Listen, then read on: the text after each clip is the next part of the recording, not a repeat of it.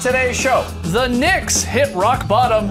Jay Crowder picks John Wall's nose. And the latest All-Star votes are in. We discuss the biggest reason for the Rockets' hot start, Ice Cube's 3-on-3 league, and IT giving Mayweather his jersey. And Joel Embiid gets his groove on in a brand new edition of the Meme Team. It's Thursday, January 12th. The starter starts now.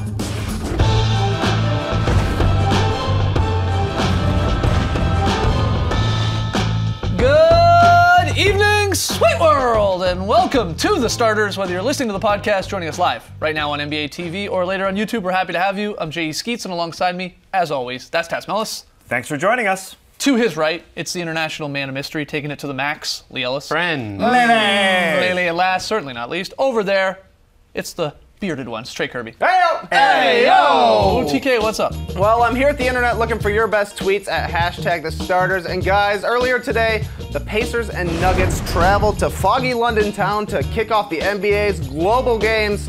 Unfortunately, not much of a contest as the Nuggets won in a blowout, but fun times were had and some excellent content was generated. My favorite being this posh tea party hosted by former NBA player John Amici. Since we are here for the gold games, you should have an afternoon tea. Have you had this before? I've had afternoon tea, I just don't know if I've called it afternoon tea. We've got some Earl Grey, a Lapsang Souchong. Did you say Shushan? This is good. It's all about tea. That's right, it's all about the tea. The tea brings us together. We have to do this again. Thank you, we do. All that brings us to today's very weird question. What's your ideal NBA afternoon tea foursome? And I'm going to give you mine real quick. I'm going to start with me, of course. Okay. And then I'm also bringing along Luol Deng. He's a naturalized British citizen. We need somebody there who knows what they're doing. I'm also going to invite Boris Diaw.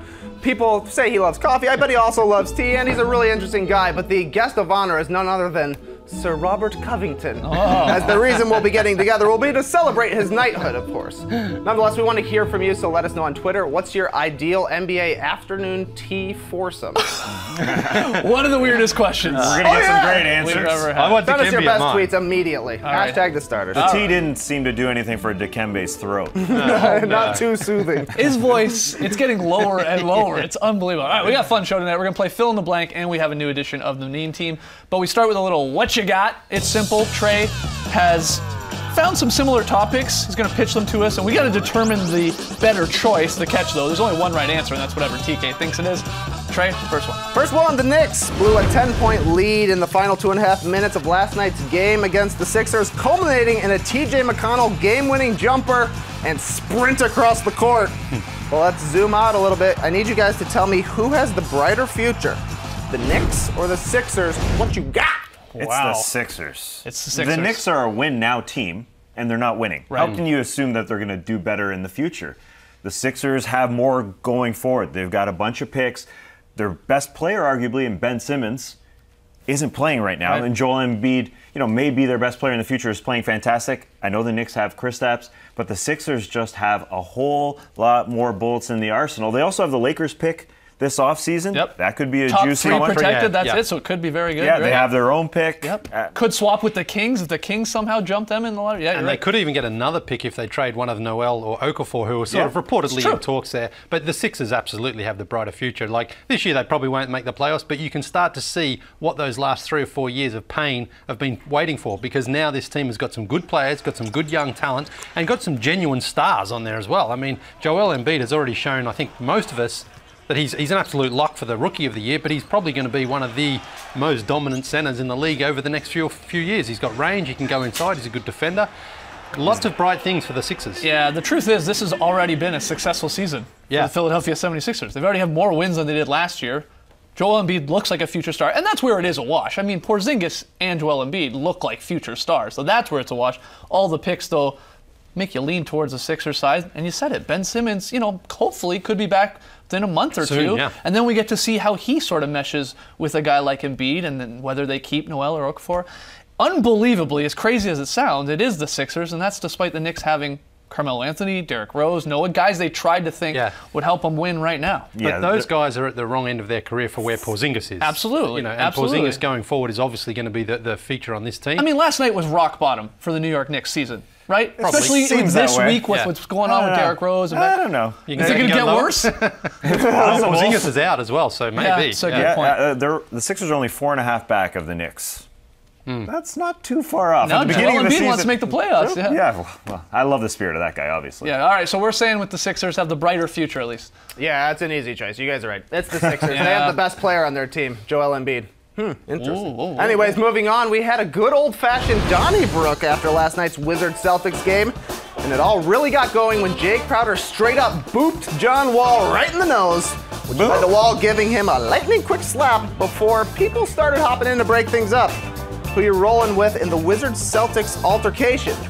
Team Wall or Team Crowder? What you got? I'm going with John Wall on this one because when Jay Crowder doinked him on the nose, that's when it escalated. Up until that point, it was just two gentlemen having a conversation. Trash talking. Someone was going to come in, separate them. We knew that it was going to get a little bit physical like that. But once you poke someone in the nose like that or in the facial area, that's a sign of disrespect. I was going to say, can I poke you in the ear? Can I poke you in the chin? No, because at that point, you're just... I can't stop looking at your nose right now. But I'm not going to do it. I'm not going to do it. See, look, it's all friendly. It's all friendly. And then as soon as the poke comes out, that's when it escalates and everyone else... Now the question is, did he mean just to do the point and not touch him? No, he knew what he was doing. Oh, you meant he was touching him. Don't blame John Wall's nose for this. He crowdered his space right there. I don't know how you can call this a Donnybrook, though, Trey. This is not an NBA Donnybrook right here. In the NBA, it is. It's not a melee. It's not a fracas. It's an ongoing beef, I'd say. I was going to say, I will add this. I maybe am Team Crowder and in a way Team Celtics in this whole mess because let's not forget,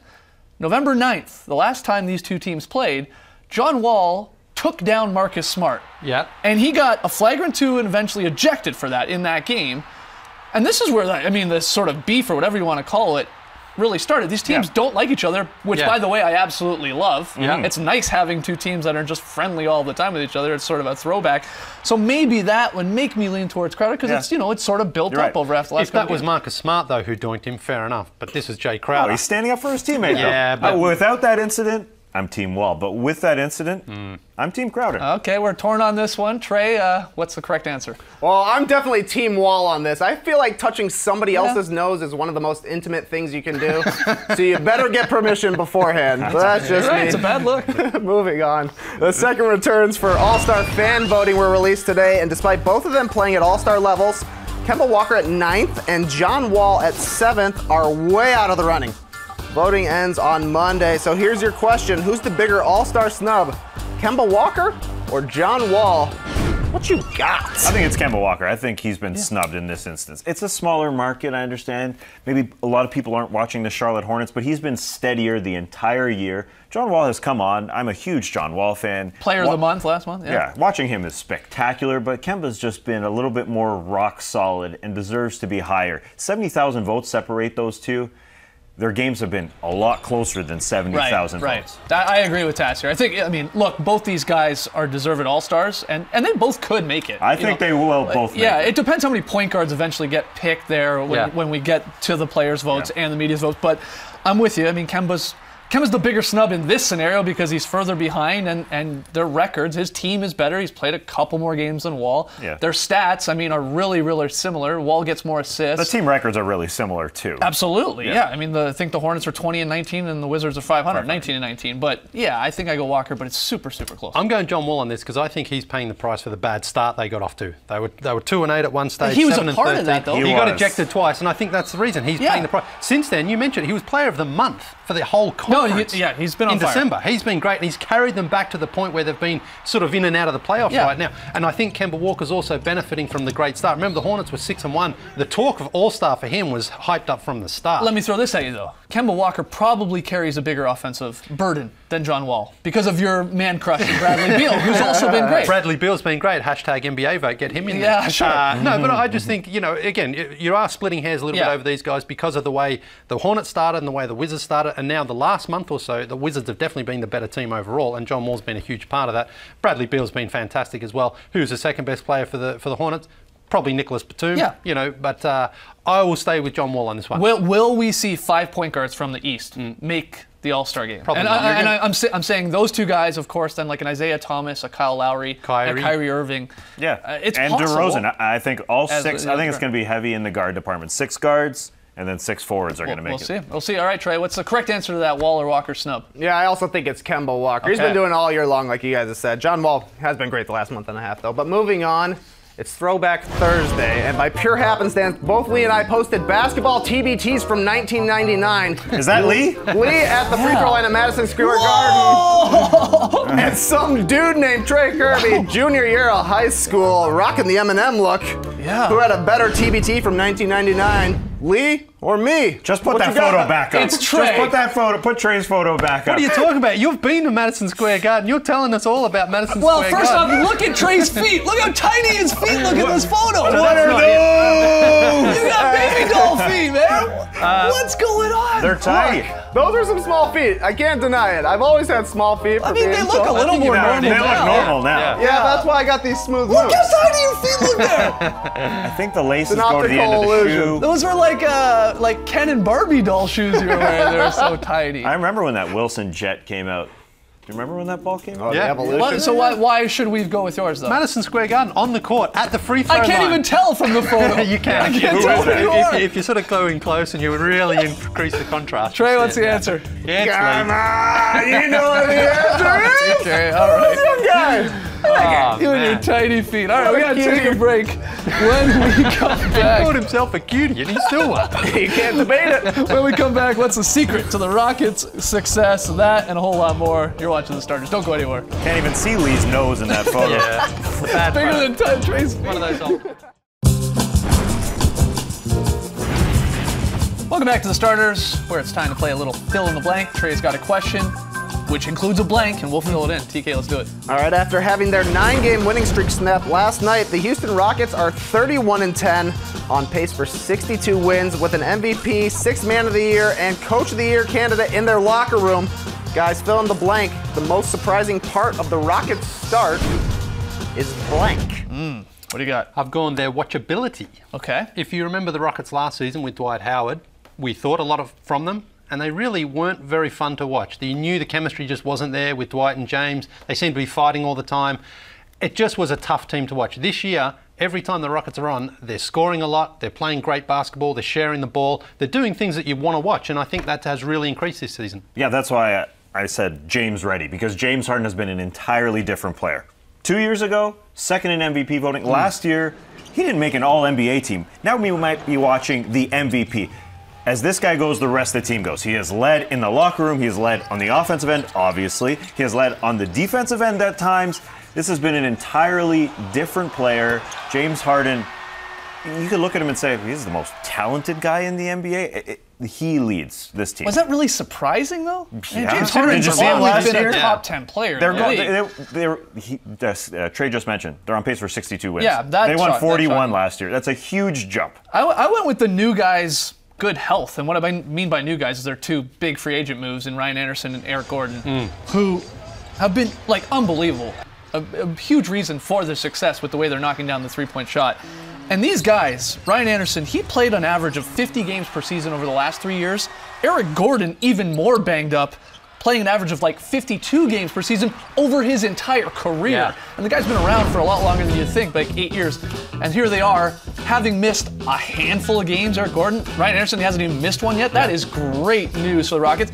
Yeah, Beverly was out at the start of the year, and Capella, of course, recently, but these guys and the importance of the 3-ball with the Rockets team, of course, besides Harden, that's great news. If they can continue to play, something like 75-plus games, both those guys, they are going to have a 55, 60-win season. You know what hasn't been healthy?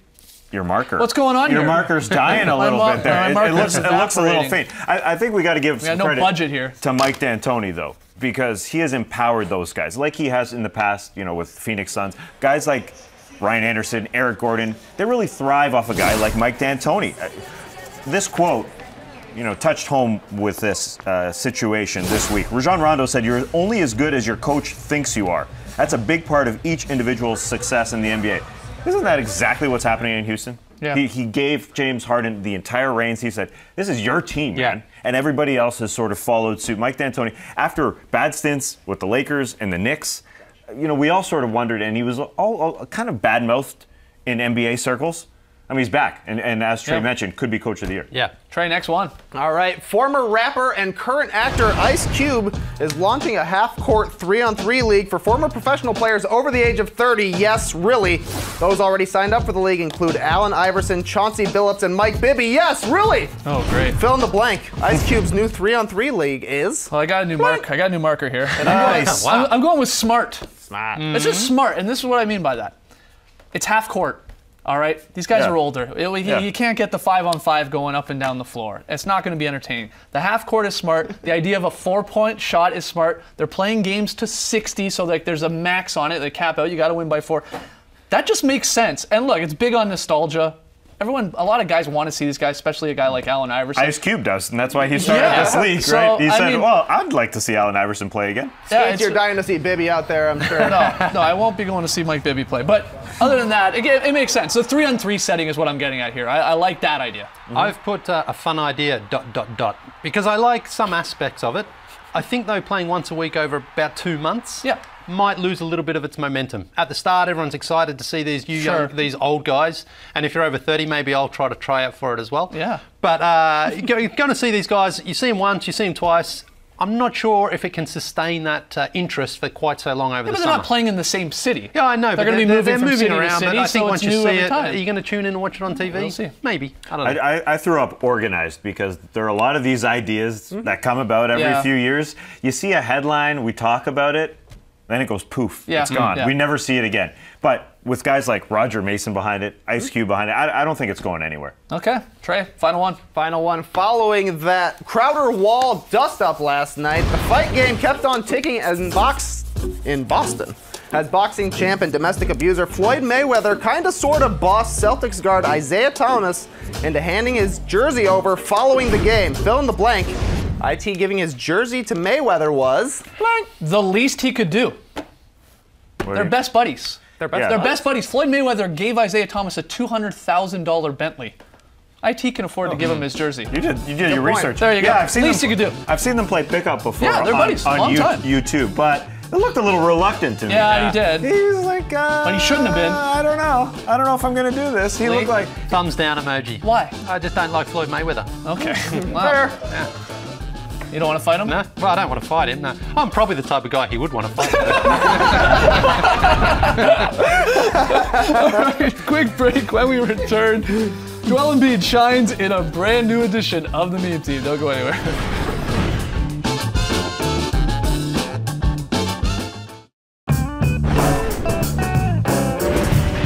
We asked you one of the weirdest questions we've ever asked. What's your ideal NBA afternoon tea foursome?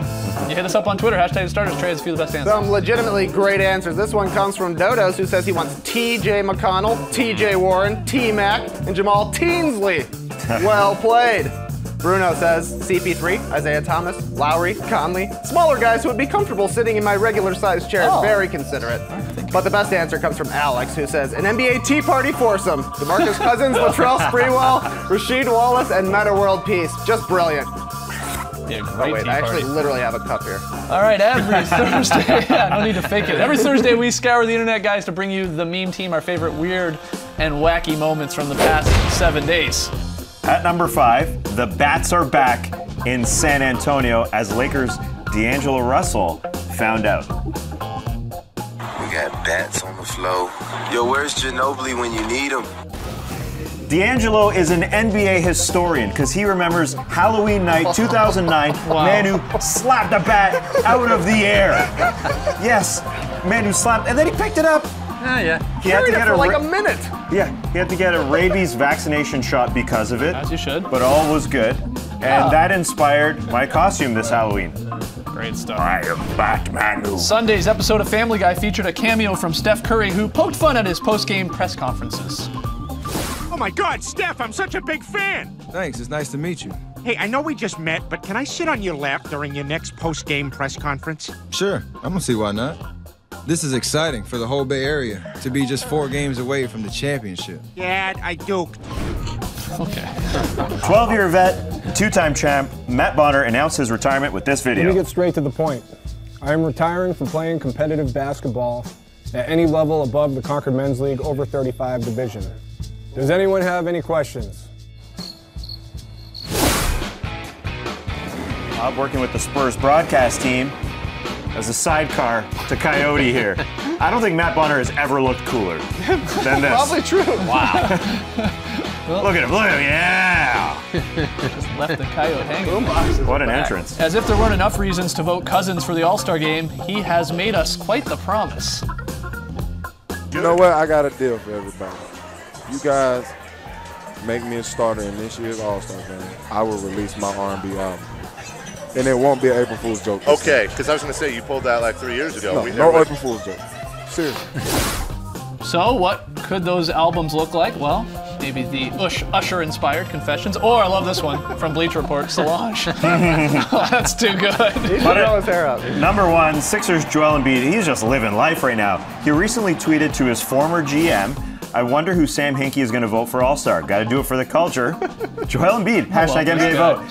Sam replied, "I got you. See you, Nola." He's only 15,000 votes back of a starting spot right now. Trust It's working. Trust the retweet. And the Sixers are doing their part. They sent media the ingredients to make Shirley Temple's, Joel Embiid's favorite drink as an All-Star vote campaign. Everyone's drinking it. I've never had one. Any of you guys? Yeah, of course. Oh, yeah. Shout out to you might call it? Yeah, Swiss Chalet in Canada. Great Shirley Temples. His teammate TJ McConnell hit a huge game winner, and that's when Joel Embiid looked like he wanted to choke him out. What a great photo. Cheer up, TJ. Then he joined the Sixers dance pack. This is the year of Joel Embiid so far. What a year. What a year. All right, gotta take one more break. Lots more still to come. Don't go anywhere.